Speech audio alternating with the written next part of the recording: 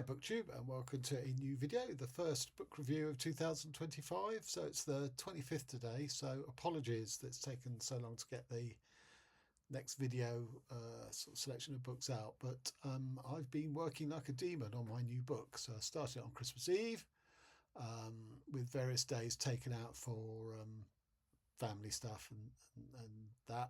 I've written 43,000 words. Unfortunately, my work, my holiday leave from work is finished, so that rate will slow up.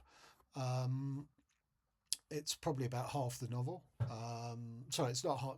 Yeah, maybe it's half the novel, but I also have another 30-odd thousand words from other things that are going to be absorbed into this. So it's sort of more like 70,000 words. So, getting towards the end of the first draft. And so it was sort of sort of Christmas Eve is an odd time to start writing a book, but it was sparked by reading Helen DeWitt's Your Name Here, her new book, which I will post a link to my review it was in my last batch of books last year. And it sort of sparked off in me a notion of how to structure this one. I wasn't planning this book. It just sort of seemed to tie together a lot of ideas that have been whirling around in my brain. And DeWitt said it took her 20 years to write it. And if I was able to continue writing as if I didn't have a day job, I could do this in 20 weeks. But anyway, so I have been reading, but not quite as much. But because we're talking sort of 4 or 5 weeks since my last wrap up, there are quite a few books to go through, including the last two that I read in 2025, which were included in my stats, but I hadn't had the chance to review them and talk about them, which I will be doing here today. So the first of those is Jeferson Tenorio, The Dark Side of Skin, written in Portuguese because Tenorio is Brazilian. And this is translated by Bruna Dantas Lobato, The Dark Side of Skin. Everything seems to be on a tilt on my camera today. I'm not quite sure why. And the other book I read last year is See Now by Dutch writer Eva Meijer. And hot tip, I gave one book 1-star rating throughout the whole of last year, and it's one of these two. Okay, so the books I've read within 2026 so far. What Strange Paradise by Omar El Akkad. Notionally poetry, but when I talk about it, you'll see it probably isn't that. This is Collected Experimentalisms, 2001 to 2004 by U.G.Vilagos, who is Hungarian, but this is written in English. Mother Naked by Glen James Brown. Mother Normal is a B.S. Johnson book. Mother Naked by Glen James Brown. Service by John Tottenham. This tilt is really aggravating. Loren Ipsum by Andrew Gallix. Burial by Claire Donato. And some poetry. Pleasureis, amiracle.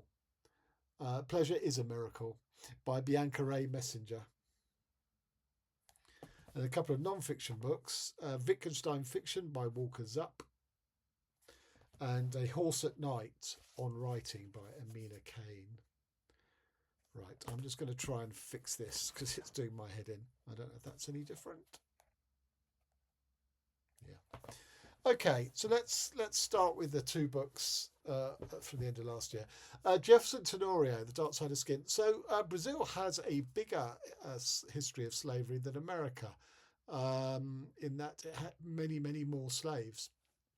And has obviously left a legacy, much like it has in America, of sort of racial issues within the society. And this book addresses them. Tenorio himself is black. So it's about a young man who throughout the novel is addressing his absent father. His father is absent because he's been killed. And he was killed because he was in the wrong place at the wrong time, but more importantly, in the wrong coloured skin. And it's very much a book looking back at the life of his father and his mother with some reference to his own life. And it wonderfully dissects, skin colour and its significance within Brazilian society, I feel. So the young man has a favouring for white women as his partners, and there's a really, I think, a really trenchant piece of writing about how um, the white girl, all her friends who haven't had black boyfriends for, are asking her, all these questions about it, which are basically all the myths and about people of different skin colour. And she relays this to him, and they're quite tickled by it, to the point where what are racial slurs they adapt as pet names for each other in their sort of intimate moments, and they sort of repossess or defang its power. Because while they're together, unfortunately, eventually the relationship is going to fall apart, and those pet names revert to being racial slurs. I think it's brilliantly done. Part of the pressure that the couple feel is every time they go to her family for dinner or a party or whatever, they sort of make these sort of casual racist jokes, not aimed at him, but aimed at people with the same colour skin as him. And he finds it increasingly tough to put up with this. It's one thing when your intimate beau or belle is whispering it into your ear in the privacy of your bed, but when it's sort of going around a dinner table, it's something altogether different. So I just thought this book was really, really good on all things to do with skin colour, race, hierarchies in society. 4.5 stars. And on to See Now by Eva Meijer. So I'm just going to read you her biography. Eva Meijer is a philosopher, visual artist, writer and singer-songwriter. So that's quite a suspicious combo to my mind. Their fiction and non-fiction. Now, I don't know how they identify. I mean, I haven't come across it anywhere in sort of interviews and stuff. But anyway, they are referred to as their in this. Their fiction and non-fiction has been translated in over 20 languages. Since the publication of their first novel in 2011, their works have received numerous awards, including blah, blah, blah.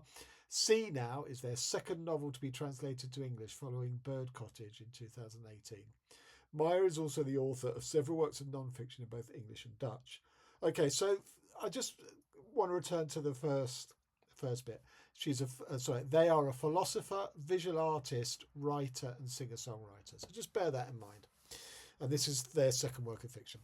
So the reason I got this book is because it's about what I take to be one of the most pressing issues affecting the planet, and that hasn't had a huge amount of fiction about it, and that is rising sea levels.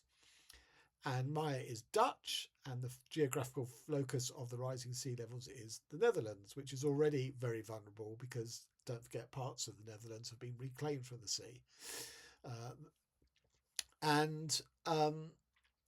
The sea levels are rising to the extent that 1 kilometre of land is sort of bitten off and reclaimed by the sea every day in this story.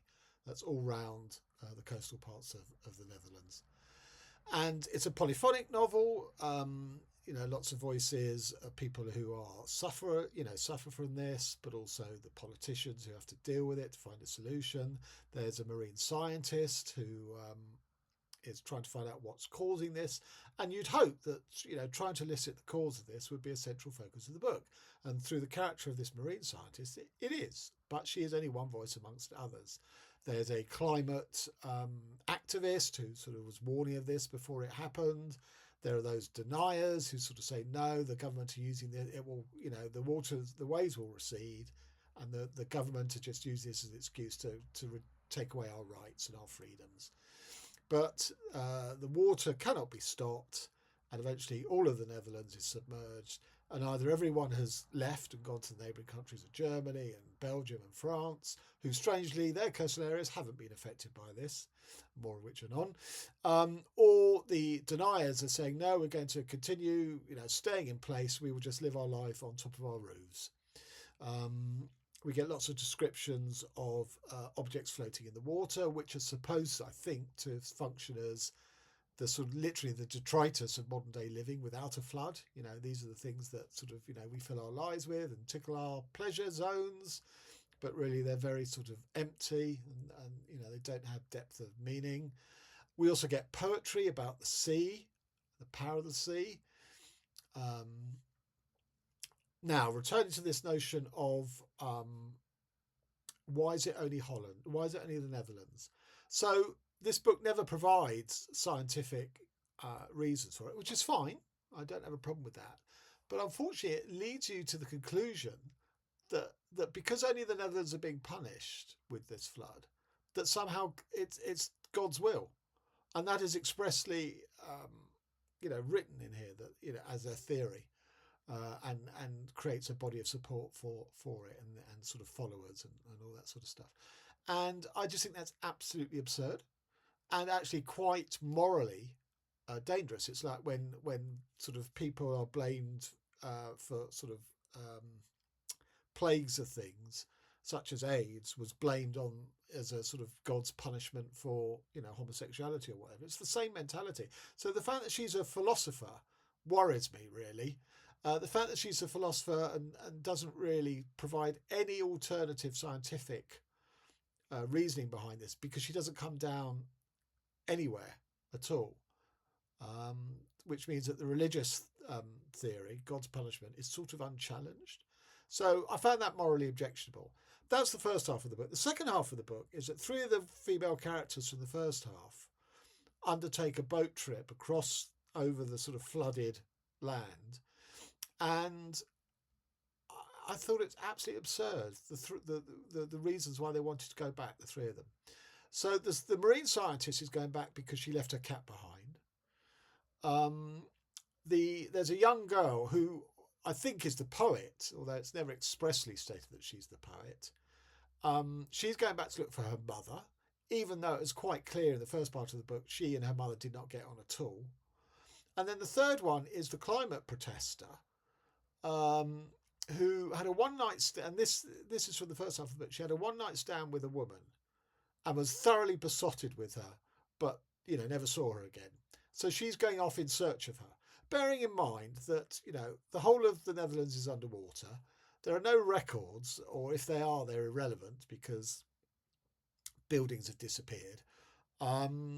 So it's absolutely potty that these three go on these trumped up, from the writer's point of view, boat trip, and the boat trip is, again, you get lots of descriptions of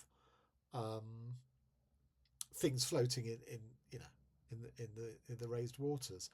That if this girl is the poet, and she is a poet, that's established in the first half, but if these poems, they start off quite interesting. They're quite metaphysical about sea and water and the scale of the planet and stuff. But then they just get like a list of things, a list of adjectives. They do draw on sort of myths and literature about the sea, but they're just listed, so they're not even that sort of lyrical and poetic. But there again, she's only a teenager, so why should they? Anyway, so just from beginning to end, this book was terrible. And really, really disappointing, because I really wanted a book about climate change, and specifically about rising sea levels. And we got one, and it does a disservice to the subject, I'm afraid. Mainly, as I say, because apart from its sort of daft plotting, it's this idea that it's God's punishment, which is left hanging. It's not debunked. 1 star, the only 1 star I awarded last year. Right, on to something to cleanse the palate, although the subject matter isn't very... It's related in a way. What Strange Paradise by Omar El Akkad, who sort of lives in America. No, I think he grew up in Canada by way of being born in Egypt and childhood in Qatar. And this is about the migrant crisis. It's not the one that Britain is currently losing its mind over. It's the slightly earlier one in the Mediterranean, where Italy and Greece were the two main countries where migrant boats were headed towards, or unfortunately washed up on. And this is about exactly that. It's about it starts off with a young Syrian boy called Amir, who's 8, has washed up on a Greek island, the only survivor of a boat that capsized, and lots of other bodies are washed up on the beach. And the border control guards are going around checking that they're all dead. And when one kicks Amir's foot, he realises that this kid's still alive. But before he can react, Amir gets up and tears off into the forest, runs away. And So these border police go off in search of him. And the book alternates two parts. It's the after section and the before section. So the before section is the boat trip, and also his sort of life in Syria. And it's the amazing thing is, you know what's going to happen. You know the boat's going to capsize and they're all going to die apart from Amir. But the storytelling is so good, is you're absolutely wrapped up in it, even though you know what the outcome is. And you get the stories of a lot of people from different countries in similar zones. So it's a two-tier boat. There's above deck, or there's the deck where everyone there has paid more and gets a life jacket, although they're cheap, because these are smugglers. They don't care about the welfare of their customers, because there will only be one-time customers. Either they make it over and disappear into mainland Europe, or they wash up dead. So there's no customer service. Let's put it that way. So these life jackets are fit to be called life jackets. And then below deck are those who couldn't afford the deck price, and nor do they get a life jacket. And what's so clever is that the above deck are basically people from the Middle East, whereas the below deck are people from sub-Saharan Africa. So that it has echoes of a slave ship, which is what I think what's so clever about this book. So that's the before story that runs throughout of very graphic, but also human details of the boat trip. There's one smuggler who's there on board to sort of keep an eye on everything. But the first thing that happens when they all get on the ship is, because it's just him and he's there to keep control, he sort of sequesters two of the fleeing migrants to basically steer the ship. They have to, and I think this is quite common. The smugglers are so sort of morally bankrupt that you're asking people who've probably never even been in a fishing boat before to actually steer it. And as I say, we get all these other characters, brilliantly drawn, I feel. And then the after is Amir on the run. Basically, he's snatched up by I think she's about 12-year-old local girl. And she decides that she's going to defy the authorities and take him to safety. So that's sort of more real time. All the places they go, where there are sympathetic people, there are do-gooders who are looking to help migrants, versus the authorities, who are led by a colonel from the army who lost a leg in a mine explosion. Detonation on the battlefield, not a mine underground. And so he's been given this kind of crappy role of overseeing, making sure there are no illegal migrants. And again, what the book does so well is it's a portrait of humanity, but it has bitterness to no matter what side you're on. So the smuggler, who is obviously a criminal, he comes out with these sort of hard truths about human behaviour, which are repellent, but you can see a lot of the world is made up of that logic. And equally, the colonel, while he's having his own sort of personal crisis of faith because he's stuck in this backwater job, it's no longer the glorious military career he had, he also has observations about human behaviour that are spot on. And he's very critical of do-gooders, saying they only do this out of guilt, that they're always middle-class people trying to help, and they do it, as I say, to purge their guilt, to make themselves feel better, because they can't really do anything about the global situation that drives people to flee, famines and droughts and wars, to come on boats like this. So I just think its range of analysis of human behaviour and how we are where we are in the 21st century, these huge migrations of people and the opposition that they face from people who don't want to let them into the country. And it's quite a bitter view, but not an unpalatable one, I feel. It's sort of a velvet glove laced over an iron fist, and you only feel the brush of the velvet glove in the criticism of humanity. I just think it's a really skillful piece of work.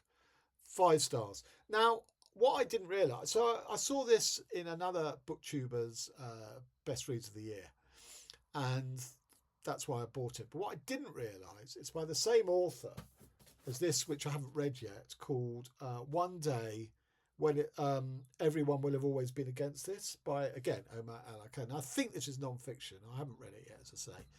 And Brian Bookish on his channel basically did a video on why everyone should read this book. And very quickly, the blurb: urgent, necessary reckoning about what it means to live in the West today. As an immigrant himself, Omar Akkad believed the West offered freedom and justice for all. Over the past 20 years, he reported on various wars on terror, Ferguson, climate change, Black Lives Matter, and more. Here's one, blah, blah, blah, blah. But now, watching the unmitigated slaughter in Gaza, he has come to the conclusion that much of what the West promises is a lie. So that's why Brian was talking about it. As I say, I bought it not realising, because I hadn't received this yet. I mean, I bought them quite close to each other, and it didn't click that it's the same author. Anyway, 5 stars. I shall be reading this, not immediately, but I shall be reading this year. Okay. And on to Collected Experimentalisms 2001 to 2024 by U.G.Vilagos. This may be possibly the most fictitious book I've ever read, and it all the better for it. So it sort of starts off with a sort of like a name and a due date. So it's like a library in a card for books. Only instead of dates and stuff, it's filled out with author blurbs, you know, praise for this book by these authors. I hadn't heard any of the authors. Fine. The blurb on the back talks about specifics about the opening chapters or the opening of the book. So when you go to start the book, they're not there.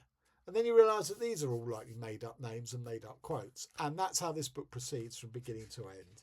So it starts off with a contents list of 15 sections or chapters, whatever.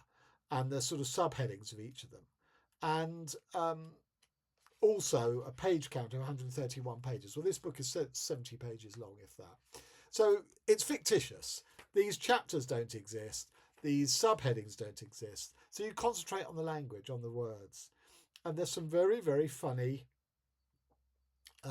sort of subheadings. A lot of musical references. So Scaramouche Kazoo is a chapter.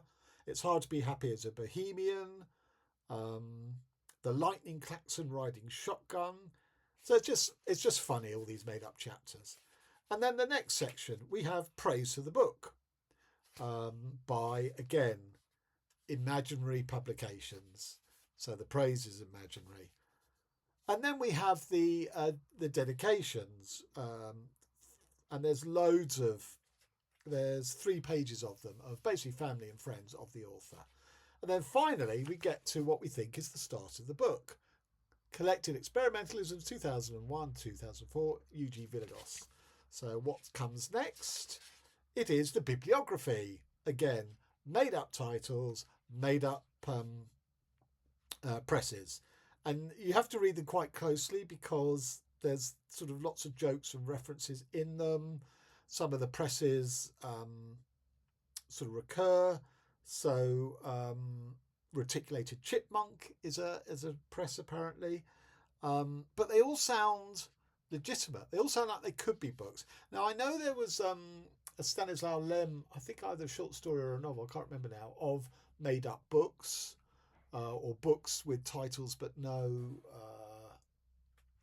text. And I think Calvino did something similar. But this is purer for reasons that we'll come to. So after we've got the bibliography, we then get something called posthumous books, where we get a list of, again, made up books and made up publishers, but none of them are published before 2028, which just reaffirms the fact that they're made up books. I'm not quite sure how a posthumous book sort of informs the writing of a book, but anyway. Then we get to praise for Vilagos, and these are from newspapers and literary reviews and things like that, all made up, obviously, again, funny names or resonant names and resonant literary magazines. There's negative criticism here as well as positive. And then we come to the endnotes. And you realise that what you've been reading is like peeling an onion, and you get to you peel it all away and there's nothing there. But that's what this book is. It's genius. It is the framing of a book. It is all the bits that go into the making of the book, apart from the contents of the book, the actual story, narrative, whatever you want to call it. And even the copyright pages, there's a little paragraph, an editor's note, sort of discursing the Hungarian name Gabor, which presumably is the G in U.G.Vilagos. And it's sort of clarifying that. And then after the endnotes, we get the acknowledgements. Again, God knows what they actually relate to. And then we get a bio. But is that, everything else has been fake in this book. Is the bio fake? I've no idea. Is that photo of Vilagos? I don't know. This book, it reminded me of David Markson's Shoebox Trilogy in that it completely deconstructs the novel.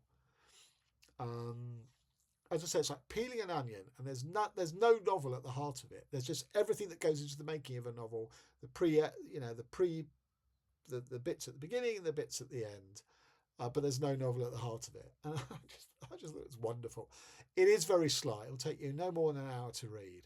I love it. It's not going to be in my top 10 because it's a sort of a single idea over 60 pages. It's not meaty enough, but I absolutely love this. 5 stars.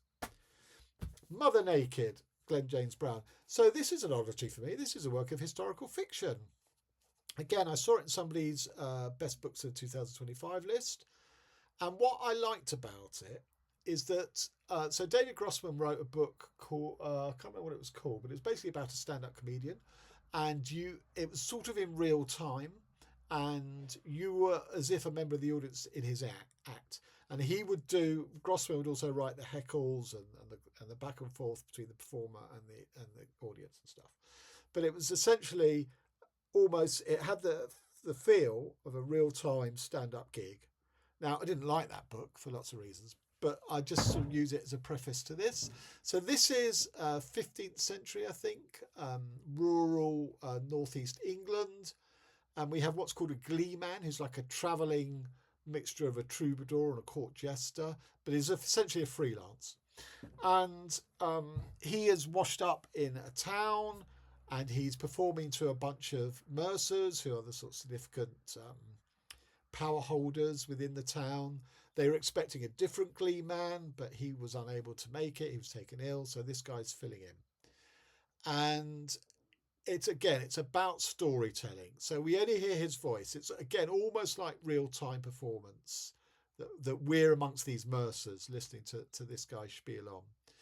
And he has a terrible tale of how a whole village in the area, which falls under the control of these people, sort of the manor house and the bailiff burnt to the ground.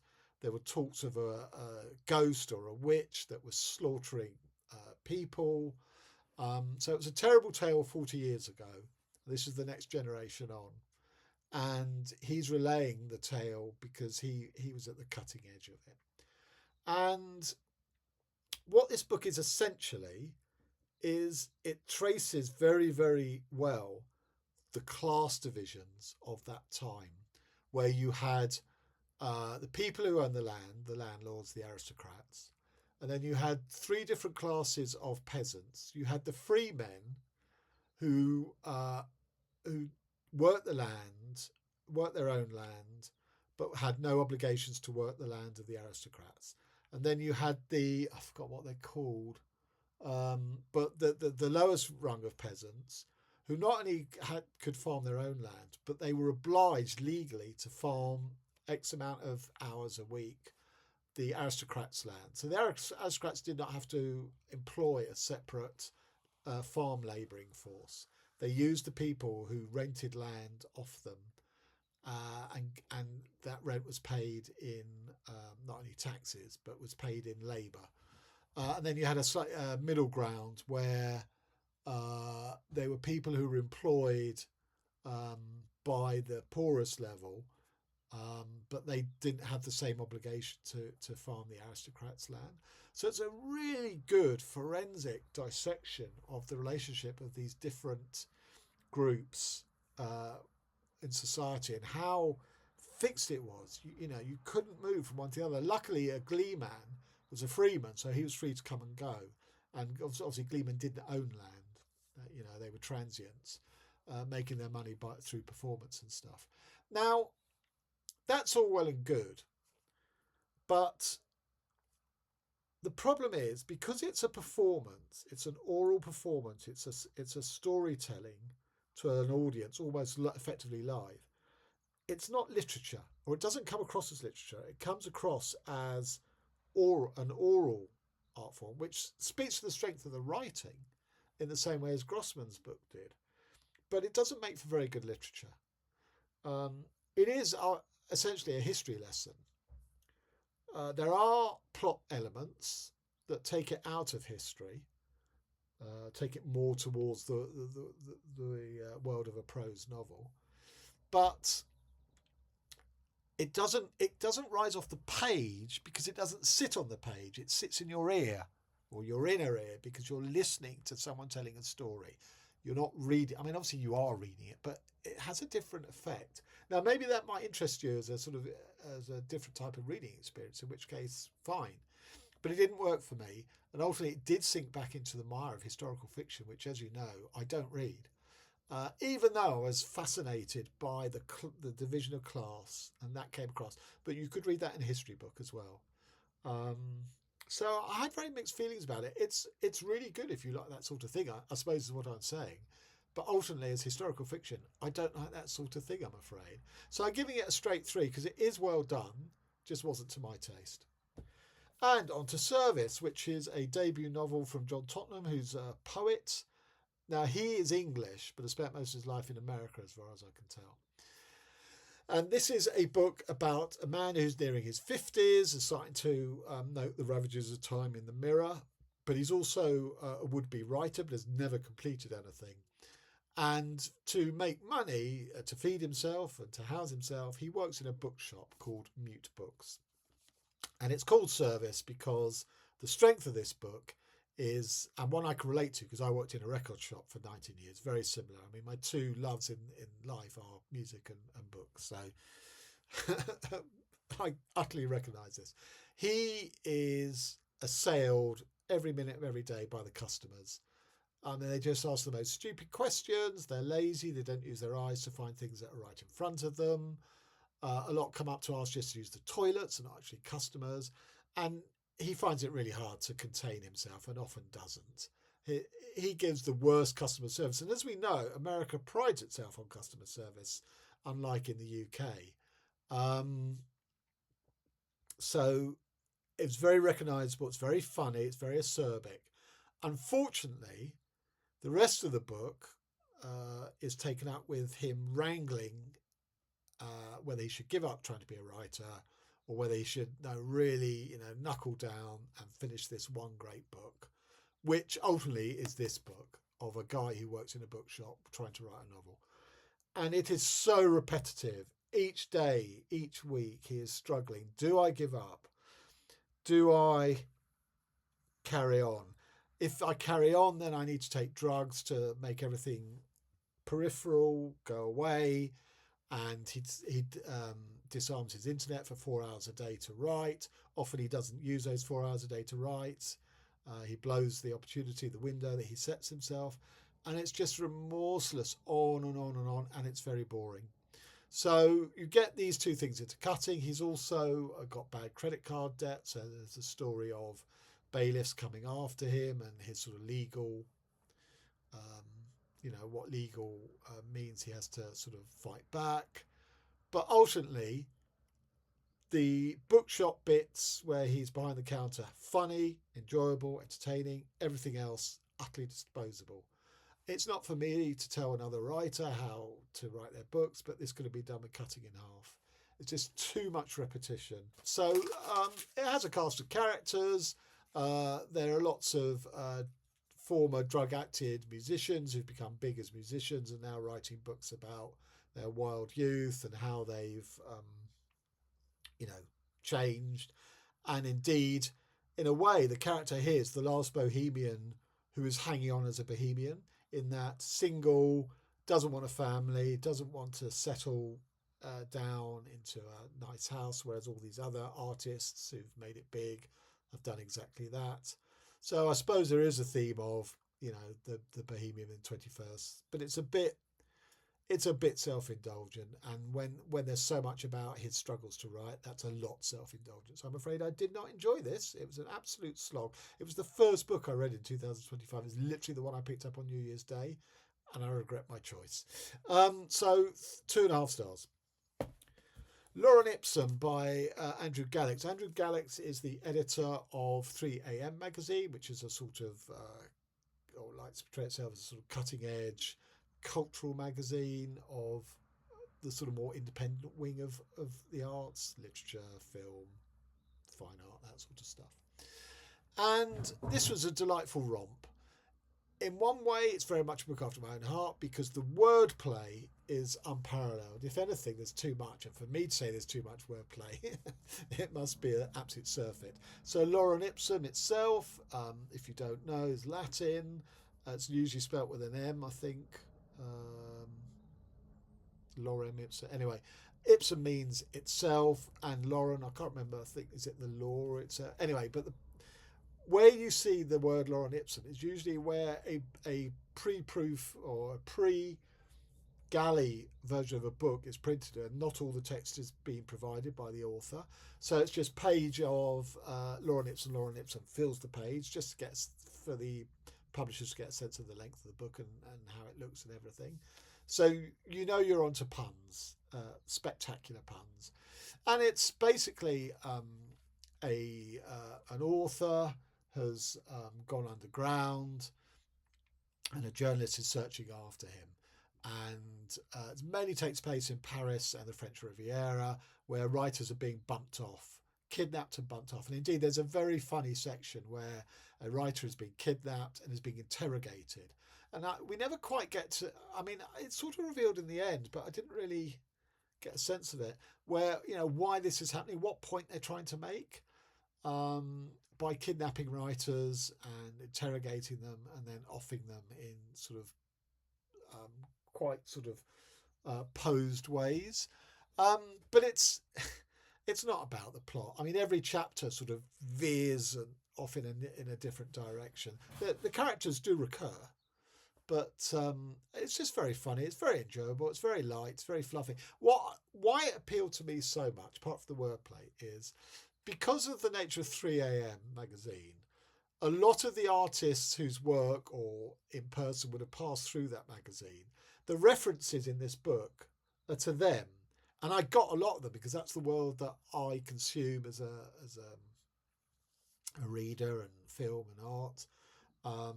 So it wasn't the sort of highly literary references or references in Latin, to religious stuff that I'm never going to get. It was more my level, and I got a lot of them, which pleased me immensely. It's an unusual book in that respect, because there aren't many books where I'm going to get lots and lots of the references. But I did get them in here. So that was an extra level of pleasure for me as a reader. It's mad. It's fun. If you like wordplay, if you like contemporary culture, under the microscope, this is the book for you. And on to Claire Donato's Burial. So this is a book about grief, that the female main character's father has died, and she is in a hotel. I'm not sure if it was for the post-mortem, for the identification or the funeral, or both. It might have been both. And her grief weighs so heavily on her that it distorts her mental sort of picture of everything. And elements of the hotel revert to elements of the morgue, because she did do the identification. I'm just not sure if it was in the same town as the hotel. But anyway, so for example, the bar pianist, for some reason, is a piano in the morgue, playing the music there. The hotel housekeeping is a groundskeeper in the morgue. The receptionist of the hotel is a sort of a guiding voice throughout the morgue. So everything gets transmogrified into the morgue, and I think quite effectively so. However, this is highly stylized, lyrical, almost lyrical language. And I always have this problem when you're talking about grief, because grief basically destroys you. Grief is not about constructing lyrical sentences. And while it may involve some images as the grieving person casts back into their memory for associations to the deceased, it's not at the level of the metaphors that are involved in here. So I always find a lot of grief works on grief to sort of undermine themselves, because grief is so all-encompassing, and so, as I say, it sort of lays you so low that it can't also soar through the literariness of a book. So I enjoyed it, but at heart I felt there was this paradox, that this contradiction that it never really overcame. But I gave it 3.5 stars. And on to some poetry. Pleasure is a Miracle by Bianca Rae Messinger, and the Pleasure is a Miracle as written there, it gives you one insight into the nature of the poetry here, where sort of words are sort of run on together and to form new words. And I've no idea what this poetry was about, but I did enjoy the aesthetic experience of reading it. So, for example, sort of we have poems that are like this, which is, I suppose, is a sort of flow chart. So I really enjoyed the experience of reading that. So, and another example, so the very first set of poems, actually it's not the very first set, but so it's things like this where you have these one line cutting across. So you, the reader, are faced with do I just read the solid block and then go back across, or do I read down and then the level of the sort of the word diversion, we go across there and then back here, a bit like sort of literary Tetris in a way. I mean, I don't mean to sort of demean this by that. I would hope that the literary epithet raises the Tetris. So again, I enjoyed the challenge of being asked to make these decisions as to how I read this text, and that gave me the most pleasure. What I was reading in terms of meaning, I have absolutely no idea, but I didn't think that was a problem. I enjoyed the experience. 4 stars. Now on to a couple of non-fiction works, which is unusual for me at the start of the year. Normally I'm just keen to devour lots and lots of fiction, but I had my reason for this one. This is called Wittgenstein's Fiction. This is Portrayals of Ludwig Wittgenstein in Contemporary Western Novels. So last year I posted a slightly throwaway tweet where I listed the top 5 philosophers in terms of their influence on fiction writers. And I think I had Plato 1, Aristotle 2, especially Aristotle, because he literally, in his Poetics, gave us the form of, in his case, drama. But the notion of beginning, middle and end, all that sort of stuff. Something I've always rebelled against, but I cannot not acknowledge the influence he's had. And then at 3, I had Wittgenstein. I think, actually, no, I might have had Karl Marx, only because there are lots of Marxist writers. 4 was Wittgenstein. I can't even remember who 5 was now.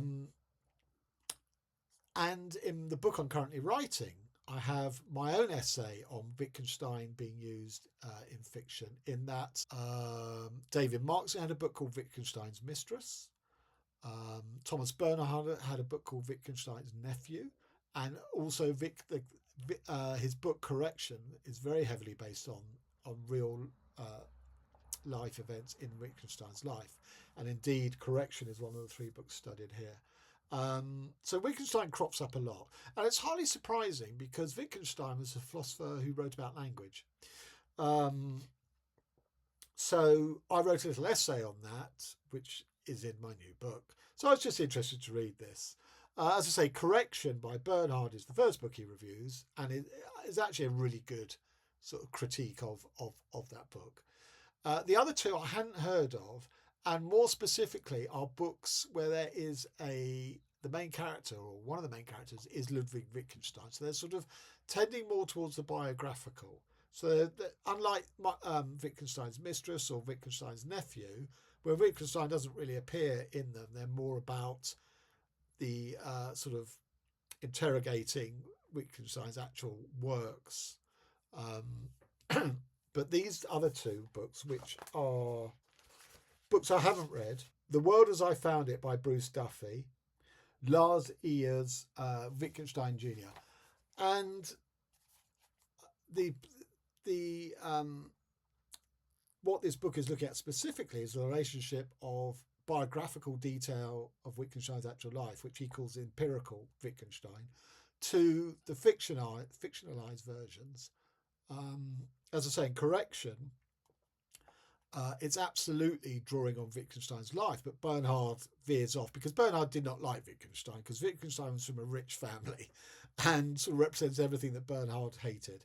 As I say, that's really good. These other two are much more fictionalized versions where they take Wittgenstein as an instrument for the points they want to make. So Duffy's book is about a Wittgenstein in Cambridge, and his Jewishness, although Wittgenstein really only paid lip service to being Jewish, and is an examination of how the life in Cambridge, where there was lots of homosexuality, and Wittgenstein himself was gay, although it's unclear how much he was out. It doesn't seem to be very out at all. And his Jewishness, how they combined.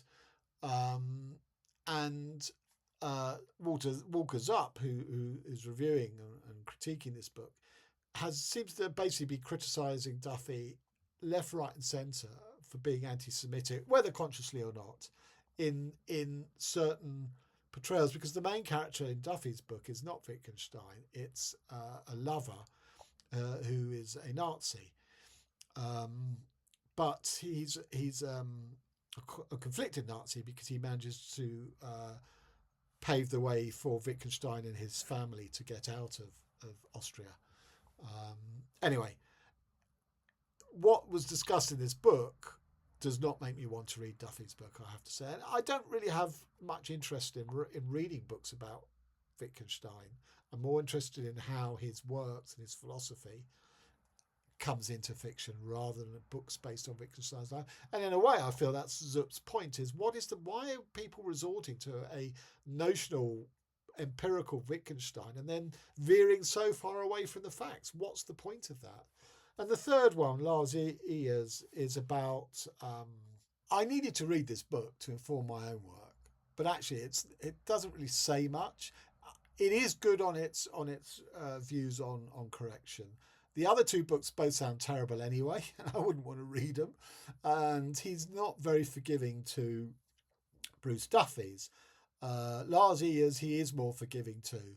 But Eyers' modern day contemporary concern seems to be about university funding, and has sort of brought Wittgenstein into a piece whereby he can talk about that. I don't know. Anyway, so a bit of an oddity, really. I'm not recommending it to anyone unless they happen to have read all three books, which I'd be very surprised if anyone exists who has read all three books. It's probably not even fair to give it a rating, but I'll give it 2.5 stars. And that's all for the analysis of correction.